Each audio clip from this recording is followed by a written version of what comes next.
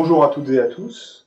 Aujourd'hui, nous nous retrouvons pour un module sur les outils de décompression pour vous décrire les conditions d'utilisation des outils de décompression.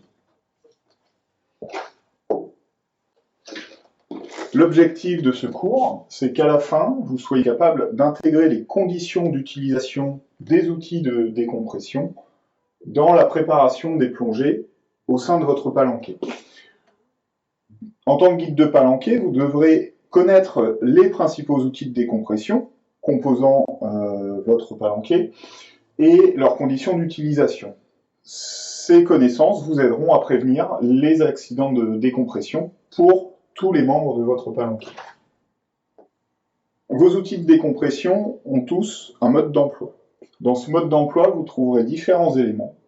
Les précautions d'usage qui indiquent comment vous pourrez utiliser les précautions à prendre pour utiliser cet outil de décompression. Les conditions d'utilisation sont plutôt liées à votre modèle, et en fait, c'est pourquoi cet outil de décompression peut-il être utilisé, et dans quel contexte il ne doit pas être utilisé. Les modalités d'utilisation, c'est plutôt les aspects pratiques de comment j'utilise mon outil de décompression. Procédure de sécurité, si je n'ai pas respecté certaines consignes, pour une raison inhérente à la plongée, qu'est-ce que je peux mettre en place pour sécuriser quand même ma décompression? Et enfin, vous pouvez trouver certaines procédures particulières pour des usages spécifiques.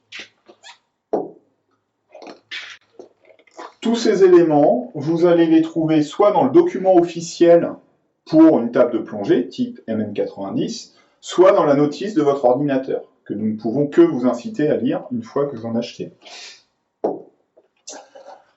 Alors, pourquoi des conditions d'utilisation sur les outils de décompression? Pour rappel, un outil de décompression s'appuie sur un modèle, et ce modèle a été élaboré sur la base de connaissances scientifiques, mais parfois incomplètes. On nécessitait une modélisation de l'organisme afin de le simplifier. Donc, il y a eu des hypothèses, des prédicats de départ, un contexte d'utilisation qui a été défini. Sur la base de tous ces éléments, des équations sont produites qui prennent en entrée des paramètres de plongée pour sortir une procédure de décompression. Ces procédures sont testées et vérifiées dans le contexte qui a été défini. Il est donc nécessaire de respecter les conditions d'utilisation de manière à ce que le modèle puisse s'appliquer. Penchons-nous maintenant sur les conditions d'utilisation des tables MN90. Ces conditions d'utilisation sont disponibles dans le mode d'emploi des tables MN90. Les principales conditions d'utilisation connues, l'altitude de plongée. Les tables sont conçues pour une utilisation au niveau de la mer. Le type de gaz. Les tables sont conçues uniquement pour des plongées à l'air. Vous ne pouvez pas plonger à l'oxygène, au nitrox, au trimix ou tout autre type de gaz en utilisant ces tables. Les tables MN90 définissent aussi une profondeur maximum d'utilisation à 60 mètres. Elles sont faites pour une fréquence de 2 plongées maximum par période de 24 heures. Elles doivent s'utiliser avec une vitesse de remontée allant de 15 à 17 mètres minutes. Et la vitesse à employer entre les paliers, entre 9 et 6 mètres, 6 et 3 mètres et la surface, est de 6 mètres par minute, donc de 30 secondes entre chaque palier.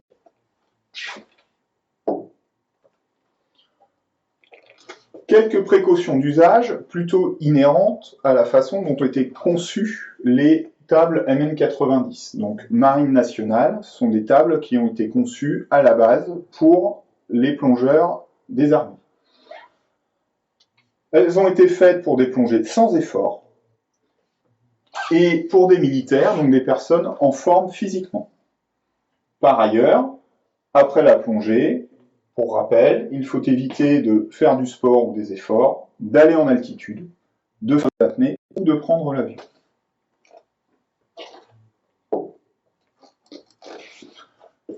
Penchons-nous maintenant sur les conditions d'utilisation d'un autre outil de décompression, les ordinateurs.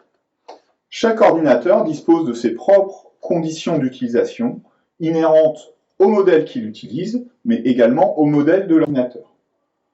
On peut retrouver dans la notice de l'ordinateur un certain nombre de consignes qui vont rejoindre les mêmes notions que ce qu'on trouve dans les tables, mais avec des conditions d'utilisation différentes.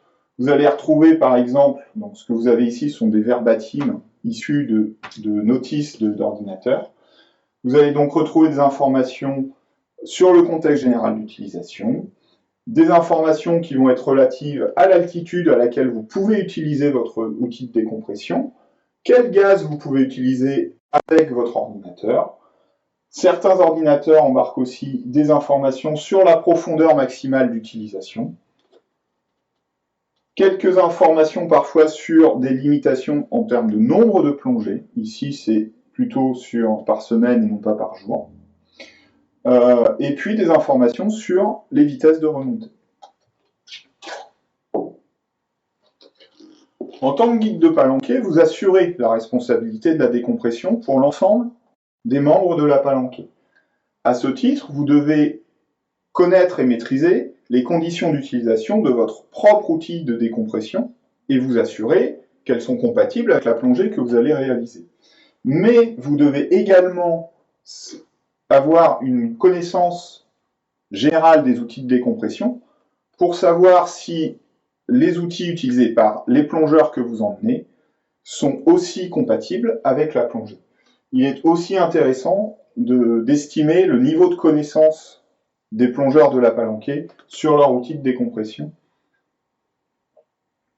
Merci de votre attention.